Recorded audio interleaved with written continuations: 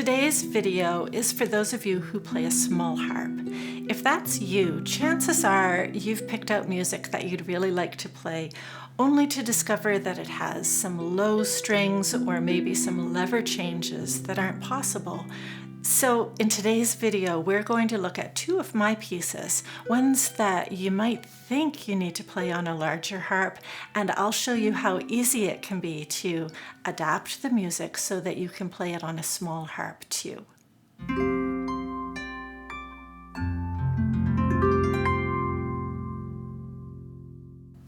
Let's begin with a quick trip to the Music Discovery shop, and we'll look up one of my pieces called First Snow. Now, you've probably come to expect to see a cover page with the level clearly indicated, plus a sample of the first page of music. And now you can also start to look for a third graphic, which includes the key signature, the lowest pitch and the highest pitch in the song, as well as any lever changes that might be required. So this graphic is going to be helpful for you choosing music to fit your harp. I had this request for this information not long ago, and so little by little I've been creating graphics for each of the pieces in my shop. Maybe let me know in the comments if this is helpful, and I'll keep on going with that. Now, so First Snow says that we need a low A in the score.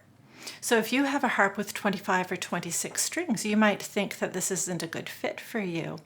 But actually, it's really easy to adapt this piece to a small harp. Let me show you how. If your harp has 25 or 26 strings and your lowest string is a bass C, then you won't have any issues with page 1 or page 2 in First Snow. So let's just hop ahead to page 3 and see what we need to tweak. So at measure 37 on page 3, the left hand has a 1-5-8 pattern. So I'll play this now. And then the left hand moves down to a C 1-5-8, so that will be fine.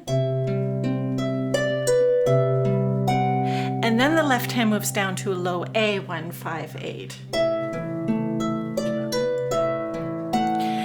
And so that's our problem, isn't it? It's that low A on your small harp. Well, this is a really easy solution. All you need to do is move up an octave. So just begin on the A below middle C, and that will work just fine. And the right hand is high enough that you're not going to have your hands colliding with one another. So it will sound like this.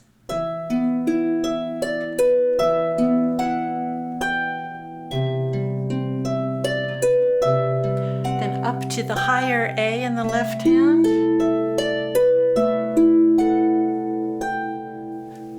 There, so that will be just fine.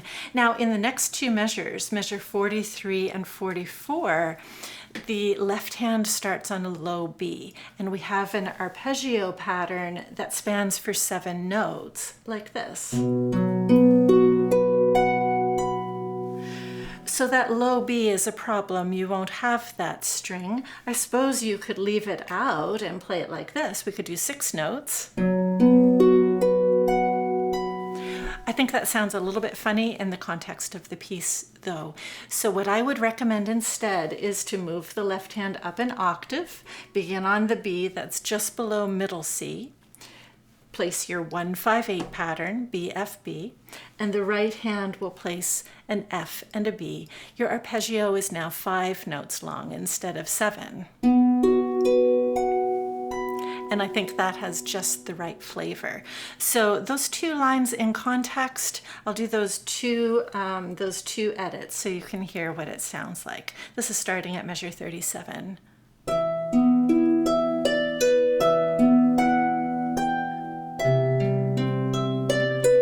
Then we're going up to the higher A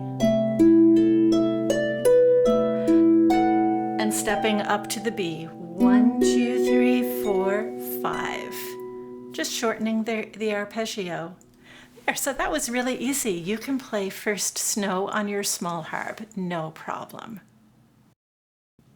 So let's head back to the Music Discovery shop and we'll look up the Christmas tune, It Came Upon a Midnight Clear.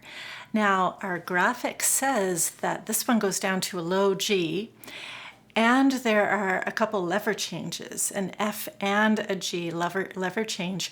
So if you're on a small harp or you're on a harp that just doesn't have those levers, you might think that you need to move along to something else. But guess what? You can play this on a small harp too. Let me show you how to do it. Page 1 should be just fine on your small harp. So let's hop over to page 2 where we need to do the lever changes. It should sound like this.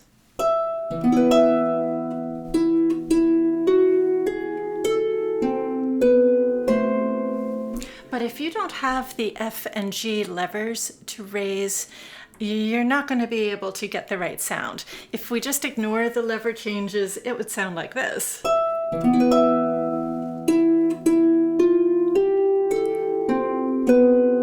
So that's not an option, is it? But you know what? We can rework the melody so we can avoid those problem pitches. Maybe try something like this instead.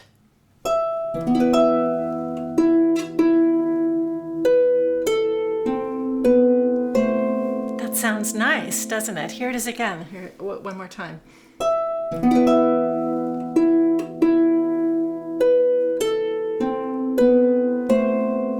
I think that's a great solution. Now, down at the bottom of the page at measure 31 and 32, there's an arpeggio that will be a problem on small harp too. It sounds like this, which is beautiful on a large harp. However, your small harp doesn't have those low strings for the left hand. So we'll just make that arpeggio a little smaller. So instead of a low 1-5-8 position in the left hand, we'll go to the middle of the harp and start with a 1-3-5, GBD. And in the right hand, we can copy that GBD. And I think it's fun to do a crossover with that. You could play the high F with your thumb if you wanted to. It's probably more efficient, but crossing over with the left hand is definitely more fun.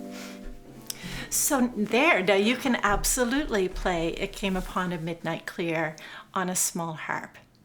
Well, that was really easy, and now you've got 2 new pieces that you could add to your small harp repertoire.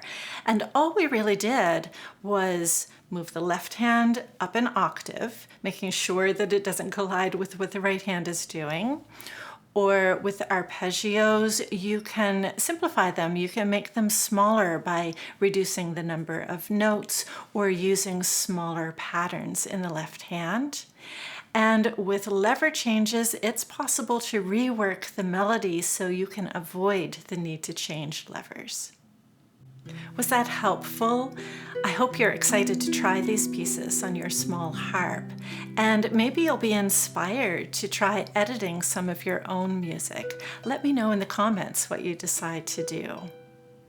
And by the way, if you're interested in having the edits that we talked about today, I made a PDF to show the edits for First Snow and It Came Upon a Midnight Clear. Just go down to the description below the video and you'll see the link. You can download that for free. And maybe while you're down there, you could give the video a like. I would appreciate that. So we'll see you all in the next video.